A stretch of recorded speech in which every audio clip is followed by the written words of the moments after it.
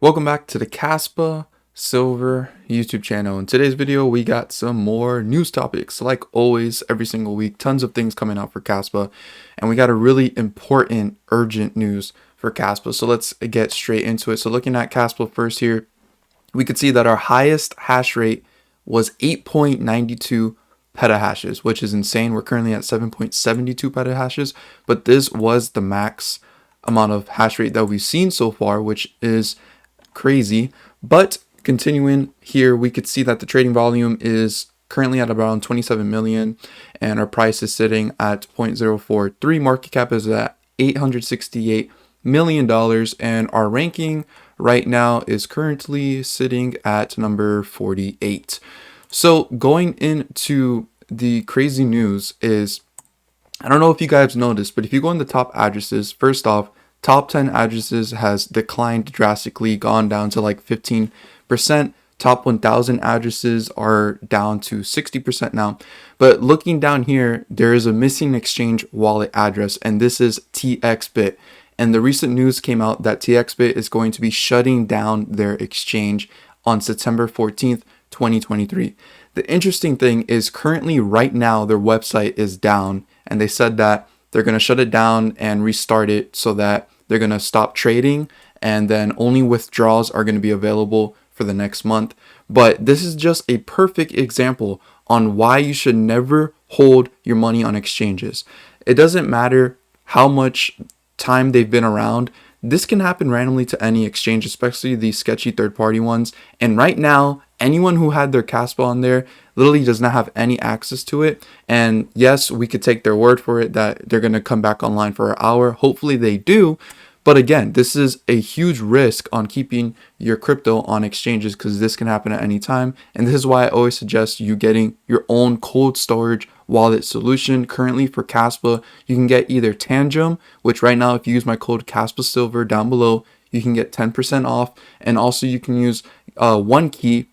My code Kaspa Silver can also get you about 10% off, and you could choose between either the classic or the One Key Mini.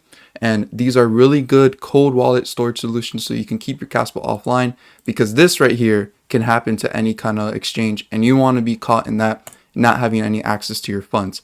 So the Txbit wallet, so what happened to that address? Well, this is the old address right here, and you could see that they actually emptied it out. They had about 194 million Kaspa. Now the interesting thing about this is I try to do some digging to find all 194 million, but currently I was only able to find this address right here, which has about 2 million Kaspa, which did come from that original one. And then this address over here that has around 95 million Kaspa, and that still doesn't add up. We're still missing around like 100 million Kaspa, and I haven't been able to really figure it out. Maybe someone can go in and start doing some digging to find the rest of the Kaspa, but who knows what's going on. To me, this is a little bit weird and sketchy, but this is where the Kaspa was originally in the Txbit wallet. They moved it around and now they're shutting down their exchange. So this is pretty urgent news. If you guys do have anything on there, please be looking at the website. Hopefully they come online so you can get your Kaspa off of there as soon as possible. Moving on here, we could see that this tweet was made, and it says, like attracts like, the caliber of people that are interested in Kaspa and have cited work by Jonathan Soplaninsky and Ava Zohar is high. And this is a really, really good podcast with Nick Carter and Lex Friedman. I actually watched the whole entire podcast. Very, very good video to watch. But they were saying that this guy, Nick Carter, which he's like a Bitcoiner and has written articles for Bitcoin. I think he wrote the Bitcoin magazine, something like that. He's had a significant role within Bitcoin. And they said that he follows Kaspa also. And then they were saying, now wondering for how long. And they said as early as October of last year, as far as I can recall. So this is just more credibility. You know, people who understand Bitcoin and they see Kaspa, they're really going to value it because they understand the tech, they understand the credibility behind it.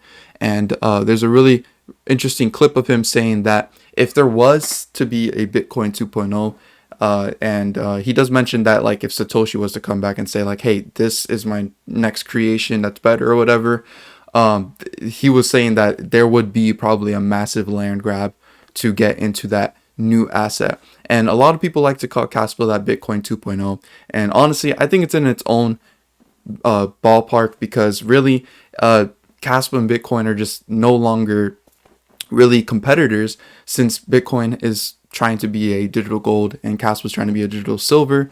One is primarily only for holding, and then Kaspa is for holding and actual use in the daily day-to-day world. So we're going to see what happens in the future, but definitely Kaspa has a ton of credibility. There's a new exchange listing that came out, Caleb and Brown. I'm really not too sure about this exchange, but I think this one's based in Australia. I'm not exactly sure, but either way, new exchange listings are always good for Kaspa. We do need a lot of them. I just hope that a US one can come very, very soon. This was also happening with the Txbit wallet moving. A new address came into the top 10, and a lot of people have been thinking that it's probably the new exchange wallet address. You could see here that this exchange, oh yeah, they're still loading up more Kaspa. So this all started back here on the 9th of this month. They were sending like very, very little amounts of Kas, which usually when you see this in a wallet, it's because they're preparing to unload a whole amount. They're just testing it, making sure it works. And then you could see, boom, they just put in 50 million out of nowhere. And then they, boom, put another 60 million. And then if you keep going through here, you're going to see that they put a whole entire bunch more that equals up to 33 million. And just recently today, because yesterday I checked this out, they didn't have this, they put another close to 10 million Kaspa in here. So whoever this is, they're loading up a ton of Kaspa.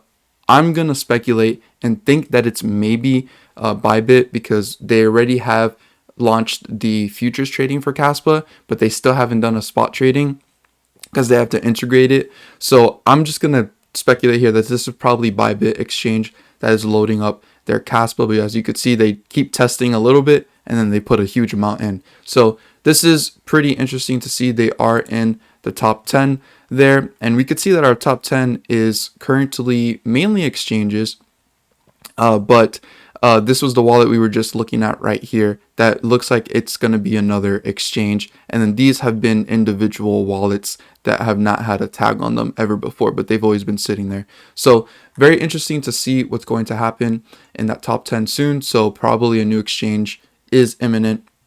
And not only that, there is another exchange here. This was a guy on the Discord came in and said, greetings Kaspa team, I am Arvan from BitTrue Exchange. We would like to offer a direct listing free of charge for your token at Workcoin. But anyways, Kas to be listed on our BitTrue. So yeah, that's another exchange listing that's going to be down the line. So as you could see, people want Kaspa on their exchanges, and now they're asking for us to go on there for free because the demand is there for Kaspa, especially with the volume we have. So to end off, I want to leave you guys with these two really, really cool clips that was spoken by Kaspa Hype Man, also known as Woofy. So just take a listen. Michael Sutton came up with this concept of a parameterless protocol. It's very complicated from what I understand. So in my cat brain, how I picture it is like right now, like Bitcoin and all the coins, even Kaspa right now, they have this assumed, this just in case waiting time, like a timeout. We gotta hang out for a couple minutes or at least several seconds. Like even for Kaspa right now, it's 18 seconds. So that's what all the projects in the whole world have right now, this just in case thing. You know, just in case there's some internet problem or some weird thing that's making them not find out about the next blocks that just came out, we're just gonna wait, you know, this long time, just in case, right? So Michael Sutton had this idea, what if we didn't wait just in case? What if we assumed that there is no problem and everybody hears about it right away? And then we build a sensing mechanism where we monitor the network and we look for delays. And then if we begin to sense delays in some problem like internet or some problem somewhere in some part of the world, or then we start to scale in a little bit of a wait. And then if the problem gets worse, we can put a little bit more temporary waiting time. And then when the problem goes away, we remove the waiting time again. So that's what DAG-Knight is. And nobody else ever thought anything like this.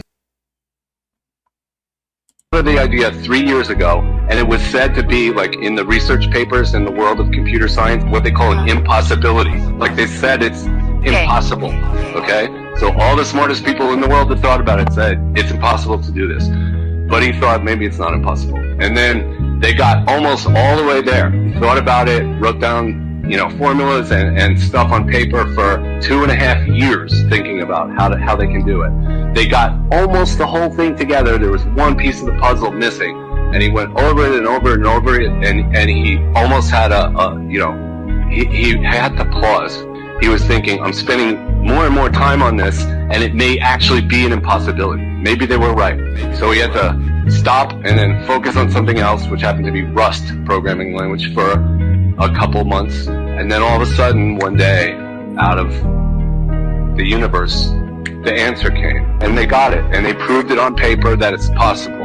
So, in a nutshell, they say they're confident that it's pretty much the largest breakthrough advance in distributed computing and distributed systems since 2008 when Bitcoin came out. So yeah, that was Wolfie talking about Dagnite, which is the future protocol that's going to be implemented into Kaspa. And a lot of people just don't understand the significance of this protocol. It is something that's never been seen before in Kaspa, and pretty much everything in Kaspa is things that have never been seen before in the crypto space, which is why I am heavily invested into Kaspa, and I see future outlook of it being very, very good and profitable because of the technology behind it, the credibility behind it, the brains behind it, and the positives go on and on and on. So I hope you guys enjoyed this video. Leave a like and subscribe to the channel if you guys are new around here. And as always, don't be average, be different.